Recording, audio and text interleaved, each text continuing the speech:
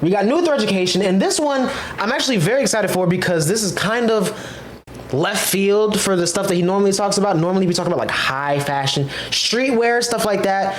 We're talking about athletic wear today with the history of Lululemon. Now this is great because Lululemon is one of those brands that I feel like for me came out of nowhere. And I just started hearing about it a lot, and I don't know when or why or how they got clouded the way that they are, or why their pieces are so expensive. I be hearing people talking about like $100 for a crop top. Like, what? I don't get it. So I'm excited for this, bro. Hopefully we learn a lot today, bro.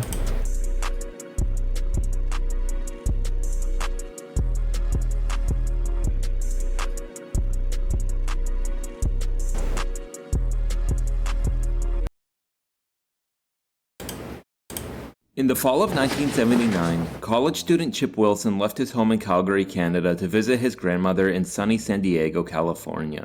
While there, he noticed something. California's young surf crowd had a distinct way of dressing, even when they weren't comfort. On the beach. In particular, he noticed the girls wearing a wraparound style of shorts that he had never seen before, and decided to bring a pair back to that's why they got clouded like that? Probably.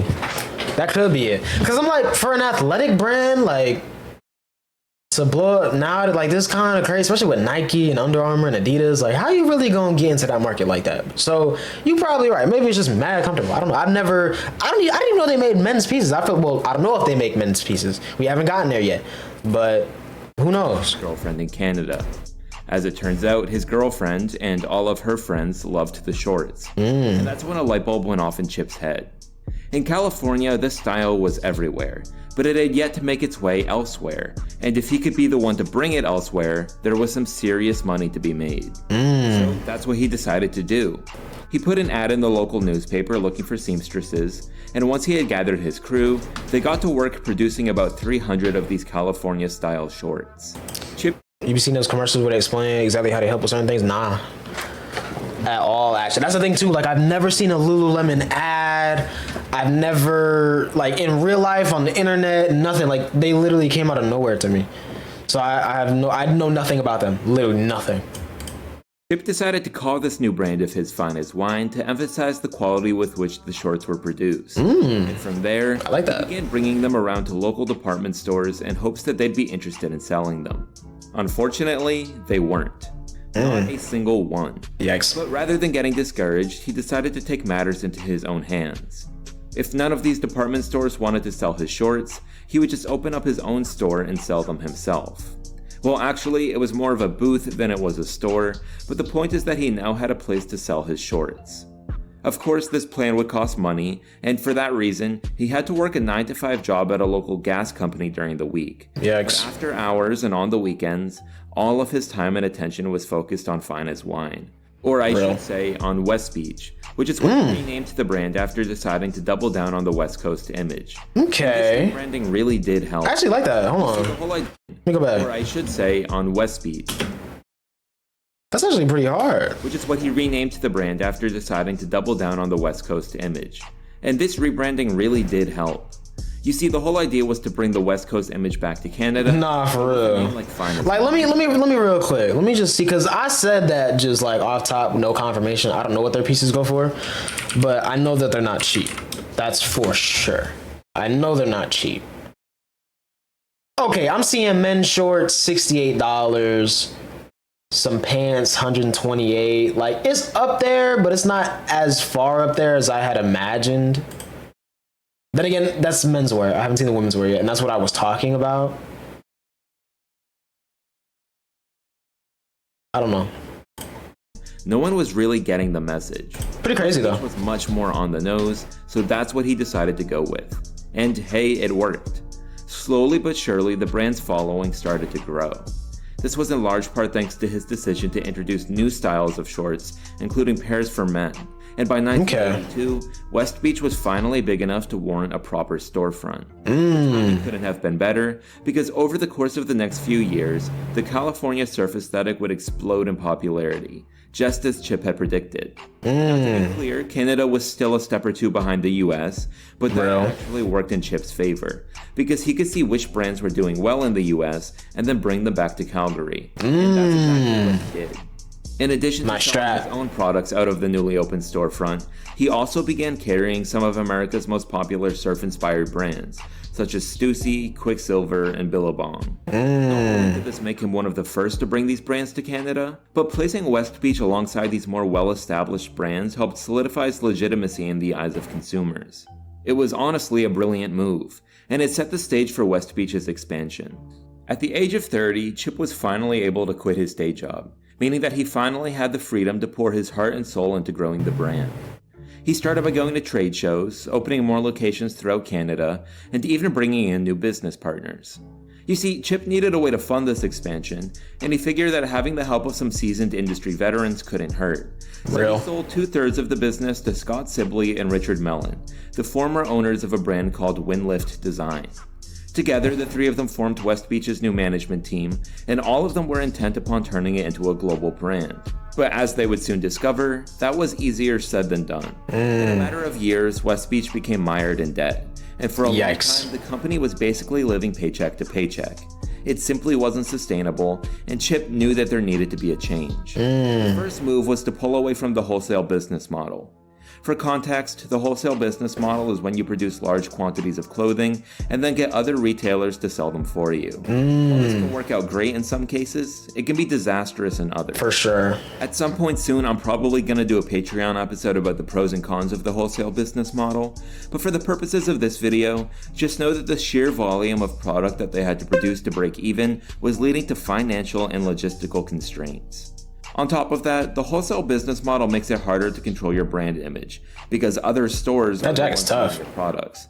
And for West Beach, a brand built off of brand image, that was making things quite difficult. So they started to bring everything back in-house. And at Chip's request, they also decided to tweak their brand image a bit by becoming more skateboarder friendly. Noticing the increased overlap between surf culture and skate culture, as well as the fact that their clothing was well suited for skating, they decided to begin marketing towards skateboarders as well, and this really helped the brand grow. As I said, what also contributed to this growth spurt was Chip's decision to bring West Beach to international trade shows and to start opening more locations throughout Canada. But as I'm sure you know, expanding like this can be expensive, and despite the fact that they were making sales, they were still struggling to break even on the balance sheet. To cut down on costs, West Beach stopped carrying the American skate brands that we talked about earlier because the margins just simply weren't as high. This did put a dent in West Beach's reputation as a skate brand, but Chip was okay with that because he was plotting to change the brand's image yet again. This time, it would be a shift towards snowboarding. It seemed like it came out of nowhere, and Chip's partners did try to push back on it. Kind of similar vibes, though. This was actually a brilliant decision. It's different climates. That's it. West Beach had never really made its way to the top of either the surfing world or the skating world. There were just too many competitors. And it didn't help that they were based in Canada, where demand wasn't as strong as it was in America. Unsatisfied with just breaking even, Chip predicted that snowboarding would be the next sport to explode in popularity. And again, he was right. Literally. Shifted its focus to snowboarding in 1988, the same year that it became an Olympic sport. And this set them up for great success throughout the 1990s. That could not have been timed better. Here's the thing. When I say great success, it was more so in terms of popularity than it was in terms of money. Snowboarding gear is not easy to produce, and to make it... No, snowboarding gear is... Bro, it's actually crazy how expensive, like, snowboarding gear and stuff is. It's very wild. Actually, it's crazy. But it makes sense, though. You know, it's not an easy sport. So it's like, you know... Shaun White? That's what you're talking about? I think that's his name, right? Shaun White? Yeah, that's gotta... Yeah, that name sounds right. That's gotta be him. To make sales, they also had to go out of Canada. You see, they found that there was a huge market for snowboarding. He was legit too, right? He was like 16 when he started? So like pro? Of their effort to become a global brand, that's where they... No, he might have been 19, I don't know. But as they would soon find out, there were steep costs associated with international expansion. So steep that they were sometimes prohibitive, and that threw a wrench in their plans. By the late 1990s, West Beach was struggling to stay afloat, and Chip and his partners ended up selling a 30% stake in the company to a private equity firm. Unfortunately, this wasn't enough to dig them out of the ditch that they were in, and so they agreed to a buyout from the snowboard giant Morrow Snowboards. While Chip was sad to see West Beach's run finally come to a close, he knew deep down that this was inevitable. Even at their best, they were struggling to pay the bills. So in a way, this buyout was lifting a weight off of Chip's shoulders. When all the dust settled and taxes were paid, Chip netted about $800,000 from the agreement, and also landed himself a job working for Morrow in a non-executive business development role. While I don't know for certain, I would have to guess that his heart really wasn't in it at this point. He had sold his company to Morrow because he didn't have much of a choice, and while he was probably glad to have a job, he'd effectively been demoted from his position as CEO. As Chip recalls, the only contribution he made to Morrow during his time there was a t-shirt featuring a graphic of someone doing yoga. Up until this point, he didn't have much personal experience with yoga, but being the businessman that he is, he realized that yoga was really big in Japan, particularly among those who are into health and fitness. So he said, why not see if snowboarders are interested in this? And as it turns out, they were, because this tee sold extremely well among Morrow's Japanese customers. While I wouldn't say that this was his aha moment, I feel like this may have planted the seed for his next business venture. To very little surprise, Chip ended up leaving Morrow after just a few months, and this forced him to face a difficult decision. Should he just try to live off of that $800,000 for the rest of his life, or should he put that money towards a new business? At this point in time, he was in his early 40s, had children, and had just finally escaped the insurmountable pressure of running his own business. Would he be insane to start again from scratch? Well, in his mind, he wasn't starting from scratch. He now had a bit of money saved up, and he had a few years of experience under his belt. So while he wasn't itching to get back out there, he wouldn't allow himself to rule it out. And good thing. As often seems to be the case, his next idea came to him when he least expected it. By chance, he stumbled into a flyer for a yoga class, and after years of running West Beach as well as years of surfing and snowboarding, the prospect of relaxing his mind and body sounded too good to be true. So on a whim, he signed up, and upon arriving at the class, he found that he was just one of about 5 or so students. That wasn't all that surprising because in his mind, meditation was still a relatively niche practice, at least in Vancouver. But over time, he noticed that the class was starting to grow in size, which led him to question if yoga could be the next big thing. Now, he also noticed what people were wearing to these yoga classes. He happened to be the only male in his class, and while he had plenty of gym clothes to pick from, the women in his class seemed to have far fewer options. So they mostly wore old t-shirts and running shorts. Among them, there were a few yoga aficionados that had outfits specifically designed for yoga, but having spent years working with fabrics and other materials, Chip quickly realized a major flaw. Yoga outfits need to be lightweight because you're moving around a lot, but these so-called yoga outfits were only lightweight because they were made with thin fabric. In fact, most yoga outfits on the market were so thin that they were see-through. Yikes. If you stretched them too far, they would tear, which is clearly a problem because yoga is all about stretching. With all of this in mind, Chip approached his instructor after class one day and asked if she would be willing to pay 3 times as much for higher quality yoga pants. She said yes, and that was all he needed to hear. Just like that, he set out to design a lightweight, stretchy pair of pants that were more comfortable and more durable than anything else on the market. No, I'm not gonna lie, that looks tough. He used a mixture of nylon and synthetic fabric and paired that with a carefully crafted silhouette that allowed those wearing it to exercise their full range of motion. Perfecting these pants wasn't easy. It took a lot of trial and error. He consulted yoga practitioners and went back and forth with manufacturers. By the time he had a viable product in hand, he had already spent a significant portion of the $800,000 he had saved. Yikes. So, to put it simply, there was no turning back. In 1998, Chip officially launched Lululemon. Now, the name of Lululemon is actually quite controversial, and here's why. There is a lot of rhetoric online suggesting that Chip created the name Lululemon because he wanted a name that Japanese people couldn't pronounce. And while many have pointed to this in an attempt to tarnish Chip's reputation, what? What? It is by and large an exaggeration of the truth. So let's take Okay, so it's half true. That's still kind of crazy, bro. In his book titled The Story of I gotta hear him out. Chip explains that during his West Beach days, they had acquired a smaller skating brand called Homeless Skateboards. Homeless being spelled Homless. Homeless became wildly popular in Japan, and at first, they couldn't figure out why. The brand wasn't as popular in North America, however, so after a few years, they decided to shut it down. But to his surprise, Japanese buyers kept calling asking to buy it. When Chip told them it had been put out of production, one buyer offered to buy the name for a ridiculous amount of money, and that's when it hit him. These Japanese buyers didn't care as much about the actual product, they just loved that it sounded like a real American skateboard brand. The reason it sounded like a real American skateboard brand is because the sound of the letter L doesn't appear in the Japanese language. So to them, a name like Homeless sounded more unique and foreign. So now let's go back to Chip launching his own yoga line.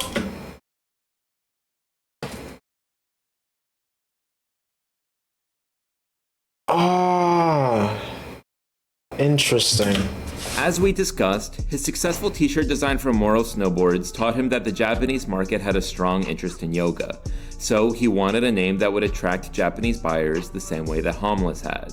To that end, he began thinking of names that emphasized the letter L, and eventually settled on Lululemon. That's crazy. Which quite literally means nothing. It met his criteria and had a nice ring to it. Yo, I love that, bro. Some truth to all the slander saying that Chip picked a name that Japanese people would have trouble pronouncing, but it's not because he wanted to ostracize them. In fact, it was the opposite. He wanted to... I like that then. Because, like, at first, I was like, yo, like, that's kind of crazy, bro. But, like, it makes sense. That's why I had to take a second, because I was like, I had to make it make sense, bro. I had to make it make sense. He wanted them to... It makes sense. Products. In my mind, that's not all that different from Rei Kawakubo naming her label Comme des Garçons to make it seem French. Exactly. It's Japanese. Exactly. Anyways, that's just something I wanted to clear up. Similar concept, man. Lululemon, or I should say Lululemon Athletica. Although it's often referred to as Lululemon, the full name of the brand is actually Lululemon Athletica. I didn't know that. Because Chip wanted to emphasize the fact that this was athletic wear. In his mind, he wasn't competing with these other small-time yoga brands, he was competing with the likes of Nike and Adidas, which was our first hint that it would someday become much more than a yoga brand. Real. According to him, he chose the word Athletica with an A over athletics with an S because it sounded more Italian, which was his way of pandering to American and European customers. Fair. So now that we've talked about the name, let's talk a bit about the logo. Man knows the stuff. I like that. People, the official Lululemon logo looks like a white omega symbol inside of a red circle. But it's actually the letter A, and it doesn't stand for Athletica. Instead, it stands for Athletically Hip, which was one of the names that he was considering for the brand before deciding to go with Lululemon. According to Chip, he decided to host a focus group before finalizing anything, and funny enough, the focus group participants preferred the name Lululemon, but also preferred the logo for Athletically Hip. So Chip just went with it, and that is why Lululemon's logo is the letter A. With interesting. Settled, his next step was to open a store, and with the limited funds that he had, he opened the first ever Lululemon location in Vancouver, Canada. To be honest with you, it wasn't much. All that he could afford was a small space on the second floor of another store, but that was all he needed. You see, his hope wasn't that people would see his sign from the street and walk on in and buy something. His hope was that this would become a quasi-gathering space for the people he met in the yoga community, and that's exactly what it became. In fact, he began inviting yoga instructors to host classes there, making it an all-in-one yoga studio, design studio, retail store, and hangout space. That cotton candy looked good. Now, one thing you have to remember here is that this was in Vancouver. Not New York, not LA, Vancouver, where there weren't all that many yoga classes to begin with. So by inviting all of these instructors to host classes, he was essentially bringing every yoga practitioner in the city to his store. Bro built the hype himself. Strategy, and it worked like a charm. That's crazy. Before long, just about all of them were wearing Lululemon, both because they liked the pants and because they felt like they were part of something new and exciting. Lululemon quickly became the hub of Vancouver's yoga community, so wearing Lululemon made people feel like they were a part of the yoga community. Again, that's brilliant. The first style of Lululemon pants to really take off were the boogie pants. A simple chic yoga pant with flat bottoms. The yoga pants were great because they were both functional and stylish. That made them perfect for yoga, but it also made them perfect for everyday wear. And that's what Chip was going for. Did bro low-key create the hype behind athleisure wear, or did Nike and them do that before? Cause like now, like, is whole athleisure brands that, like, you know, that were kind of built off of that hype, but like it had to come from people just wearing athletic wear in leisurely. But like, were people? I feel like people was doing that with Nike though. They had to be doing that with Nike, right? They probably were. There would be a I think they were. market, I don't know. and he was fully prepared to ride that wave. But he also knew that the real money was in athleisure, meaning athletic clothing that people could wear casually. Right? Back then, the concept of athleisure was still in its infancy. It was, so I was right. Before, many people just wore old t-shirts and shorts that could double as casual wear and gym wear. Sick. But it wasn't gym wear designed to be casual wear. That's the distinction. And that's where Chip saw an opportunity. Pretty soon, he was seeing people wear Lululemon in the streets of Vancouver, not just his yoga classes. And that was a sign that he was on the right track. But make no mistake, the brand still had a long way to go. Despite growing interest, Lululemon was struggling to break even, a problem that Chip was no stranger to. Hey, bro, hitting I that. guess that's a lesson for all of you aspiring brand owners out there. Bro, hitting that. You can be doing everything right and gaining serious traction, but the costs associated with production, distribution, and marketing are often unsustainable. So, once again, he had no choice but to adjust his strategy.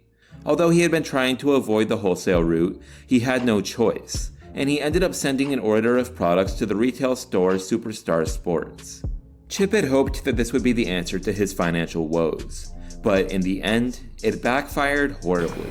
Almost immediately after agreeing to sell their products, Superstar Sports went into bankruptcy. Meaning that Yikes. Lululemon had basically shipped away thousands of dollars worth of product that they would never be paid for. This was the last Yikes. thing that Chip needed, and it very well could have been the end of the brand. But deciding to go all in on his vision, he took out a loan using his own house as collateral and began looking for a way out of this mess.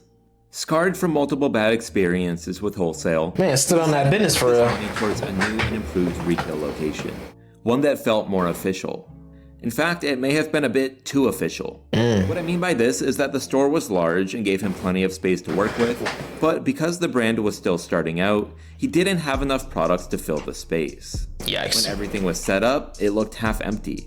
To fix this, he had an adjustable wall built that he could slide back and forth depending on how busy the store was and how many products he had on display. It That's was a clever fire. solution, but it was a temporary one.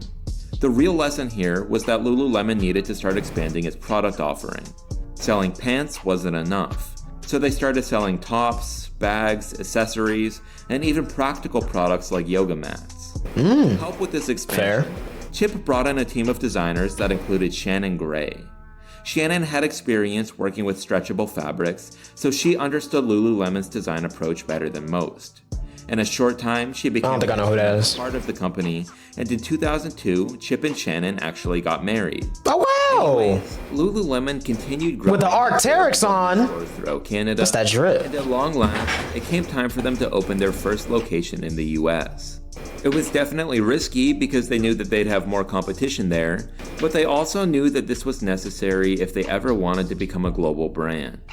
The first US Lululemon store was in Santa Monica, and nice. it completely flopped. Yikes. There Not was nice. hardly any foot traffic, there were hardly any sales, but Chip wasn't ready to give up just yet. It just so happened that his brother Brett lived in the US, and he asked him to go to yoga classes in Santa Monica and start spreading the word about Lululemon. It's the same thing that he So had comfy right now? That's real. and miraculously, I'm not. I feel like I can't get comfortable right now. I don't know they why. still had to fight to make a name for themselves, but over time, Lululemon found its footing in the US, and they started opening more locations throughout Southern California. By then, it's safe to say that they'd found their business model. It was all about integrating Lululemon with local yoga communities, which they accomplished by hosting yoga classes, word-of-mouth marketing, and special employees that they call educators. According to the Lululemon website, the main role of an educator is to effectively Posture check. educate guests, meaning customers, on the fabrics, features, fit, and function of the products Free. and the communities they belong This to. ain't gonna last till the end of the In video. other words, Lululemon tries to hire people Oh, who God. can offer expertise about their products and expertise about the yoga community.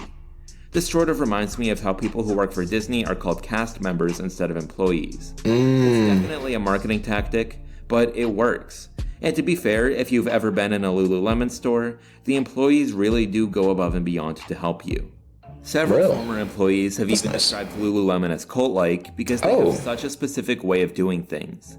But at the end of the day, it's all done in an effort to curate a highly specific brand image. And hey, it's paid off. By 2004, Lululemon was becoming too big to ignore. You see, one day, Chip received a letter that he hadn't been expecting. It was from Victoria's Secret, and they wanted to acquire Lululemon.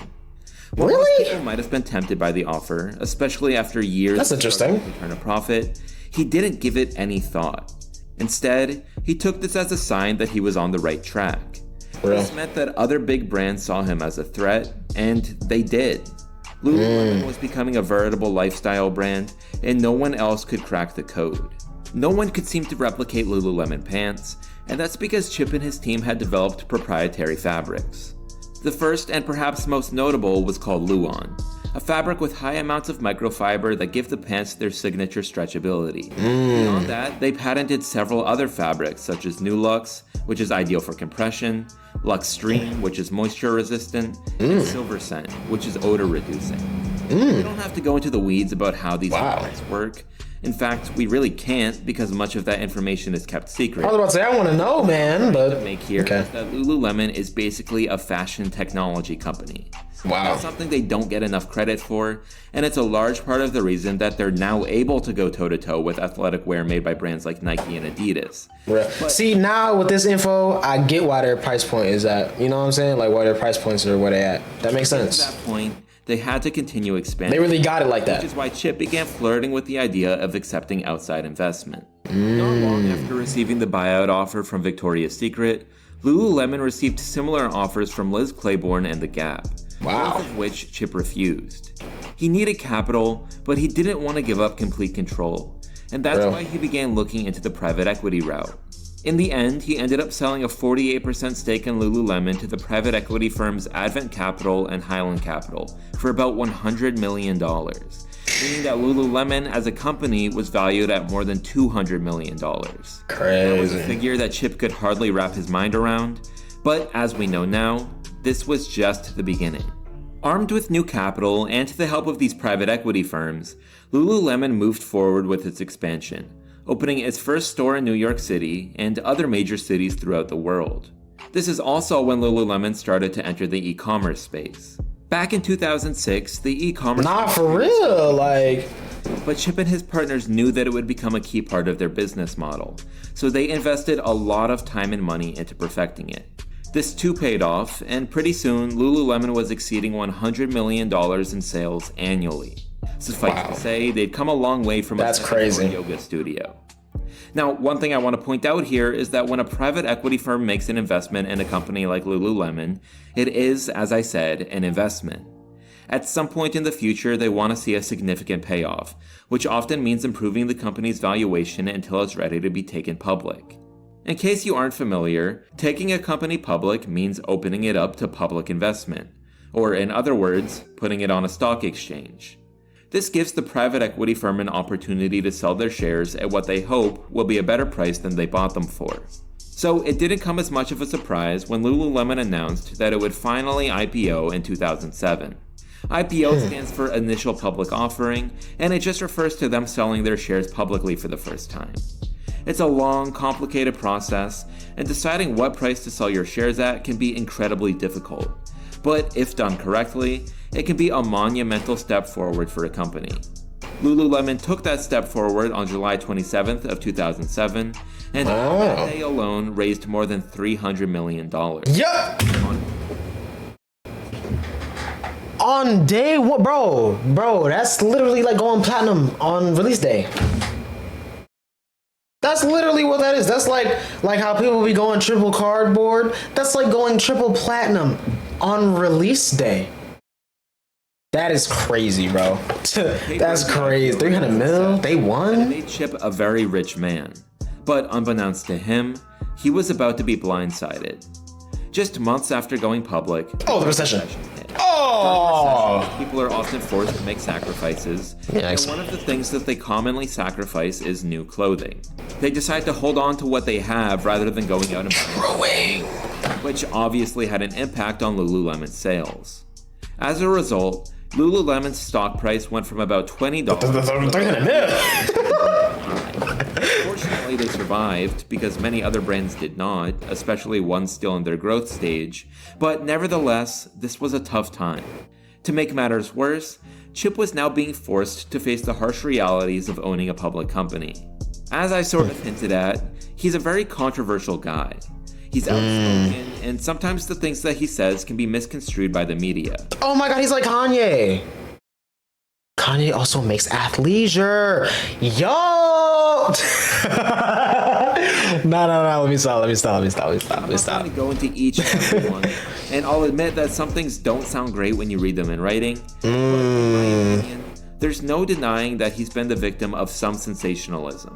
That's real. Eccentric leaders naturally get the most media attention because it makes for a good story. Yep. But sometimes this can have an adverse impact on the company's valuation, even if the story has nothing to do with the company. We've seen this countless times in the past with guys like Elon Musk and Adam Neumann. And while I'm not comparing Chip to them, I'm just saying that investors tend to prefer leaders who are more reserved and blend into the background. Well, blending into the background was something that he had no intention of doing. In fact, he was actively looking for ways to stand out more. As he recounts in his book, Chip had a meeting with Anna Wintour to discuss the success of Lululemon, and she told him that the brand wasn't as well known as he thought it was. Oh. Well, I'm sure that must have been hard to hear. He took it in stride and followed her advice to try Low key, for Anna Wintour to say you not clouded like that, little bro. Like, me personally, I'm taking that personally, and then I'm going crazy and dropping some of the craziest heat you ever seen. And then I'm gonna pull up to the Met Gala next year with Lady Gaga dressed in meat. Like, what now? You feel me? Like, that's what I would have done if I was him, but that's just me, though. I can't speak for him, you feel me? I don't know what he did. Let's find out. Tactics. This meant running ads and putting up billboards, which is all stuff that Lululemon had never really done before. Chip then brought this to his board members, and they pushed back on it, saying that Lululemon shouldn't abandon its word-of-mouth strategy now that it had made it big. Chip then brought this to his board members, and they pushed back on it, saying that Lululemon shouldn't abandon its word-of-mouth strategy just because it had made it big. Something I should clarify here is that when a company goes public, it needs a board of directors, and that board is comprised of other people who own the company. Okay. At this point, dressed in meat? Yeah. You don't remember when Lady Gaga put up to the VMAs with meat on? Bro, this is probably the most iconic red carpet fit of all time. I can't even lie to you, bro. This was this was her being an activist against climate change and a whole bunch of other stuff, like meat farming and all the stuff, man, all the stuff vegans be talking about. And she literally pulled up in meat to the VMAs in 2010. Like, this is, like I said, one of the most iconic red carpet fits of all time, if not the most iconic, because like it's literal meat. Like, it's just meat. That there's nothing nuanced to it. Like, it's meat. She's in a dress of meat. The shoes too. Don't forget the shoes. Cannot forget the shoes, bro. Like, it's wild, bro. 30% of the shares, meaning that 70% belonged to other people, and he couldn't do much to control who those other people were. He urged them to reconsider, saying that the brand's marketing strategy needed to evolve alongside the brand, but these pleas fell on deaf ears. And in many ways, this was the beginning of the end. Yikes. Not long after that, Chip decided to try a new marketing campaign centered around Ayn Rand's novel Atlas Shrugged. Atlas Shrugged is by far one of the most controversial novels ever published because it presents extreme ideas about capitalism and an individual's role within society. One of the characters in the novel is named John Galt, and Chip's idea was to produce bags that say, "Who is John Galt?" And then he published a statement on the company's website saying that we all have a John Galt inside of us. While some found this to be thought-provoking, others interpreted this as Lululemon making a heavily politicized statement. I don't know if that's what Chip intended, and he has gone on to say that he didn't know the book was so divisive. But either way, the rest of the board looked at this as a PR disaster and pulled the bags from stores. From there, tensions only grew worse, and in 2013, Chip decided to step away from Lululemon. Wow. By then, he was already a multi-billionaire and felt he didn't need to deal with all of this stress. He needed to that's real. more time with his family. Especially since he started the brand and he was already in his 40s. At this time, he was 50s, maybe pushing 60. Look, bro, multi-billion, bro, y'all deal with all that, bro. I don't got time for that. I'm about to chill with my kids, my grandkids. I'm gonna go play golf all day, and word. I really respect that, bro. I can't lie. In fact, it was in 2014 that his wife Shannon and their son JJ decided to launch a new brand called Kitten Ace. And Chip was there to lend his time and expertise. Nice! That same year, Lululemon marched on without its founder to release its first ever menswear piece. Let's go! The decision to introduce menswear was a big one. Up until then, they'd been entirely focused on women's wear. And this had worked in their favor. Those kind of do look fire. Like Nike and Adidas had been less focused on them. Especially because, like, me personally, I'm not really big into shorts. I like wearing pants. So, like, you know, for me to say some shorts is fire. Like, they fire, bro. I can't lie. Yes, I like that. They still offered it, but it wasn't as much of a focus. Well, by moving into the men's these shorts. Lululemon was doubling down on its intention to compete with brands like Nike and Adidas. Those are clean. In fact, while Chip was still at the company, Lululemon looked into acquiring Under Armour. Sound crazy? Wow. If you look at the numbers, Under Armour is now worth about $3 billion, while Lululemon is worth about $40 billion. What? Really? That's what, 40 billion?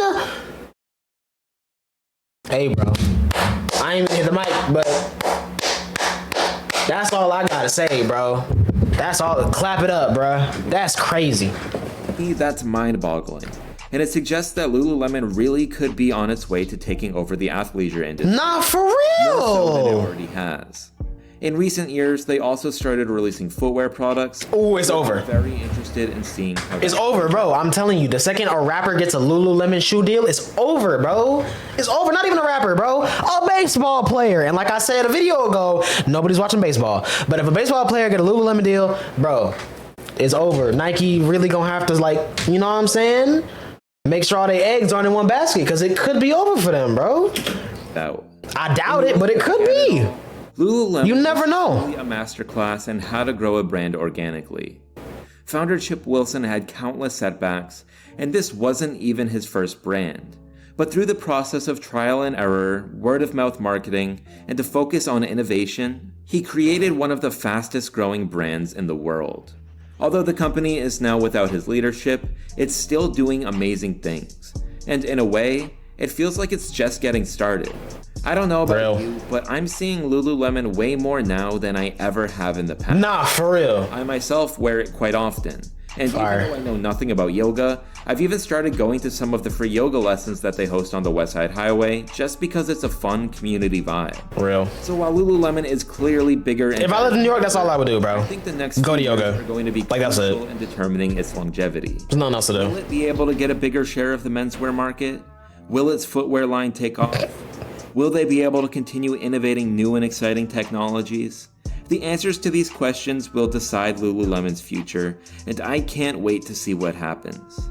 Anyways, that's just about all for this episode. Hey man, great episode, bro. Because like I said, the brand is popping up everywhere nowadays. So hopefully this taught you a bit about its origin, and you can now appreciate the years of hard work that it took to turn Lululemon into an overnight sensation. So that's all. Thank you for watching Threaducation. Be sure to subscribe. Great vid, bro. No, for real. Bro's almost at 200K. Other than that, I will see Bro's literally about to hit 200K, bro. What's up, man? That's fire. Hey, man, great vid, though. High key. Yo, it's especially because, like I said at the beginning, bro, I knew nothing about this brand, and it seemed like they just came out of nowhere. So I love that, bro. I love to see that right there, man. Honestly, I'm trying to think of who do we need one on next, though, that would be, like, kind of out there for Threaducation, like, you know? I don't know. I feel like Hellstar ain't quite big enough for a Threaducation video yet. They getting there though, but they not quite there yet. I don't think. But anyways, that's not the outfit. That's streetwear. I'm trying to think like brands that are, you know. I don't know, man. I don't know. This is a great vid though.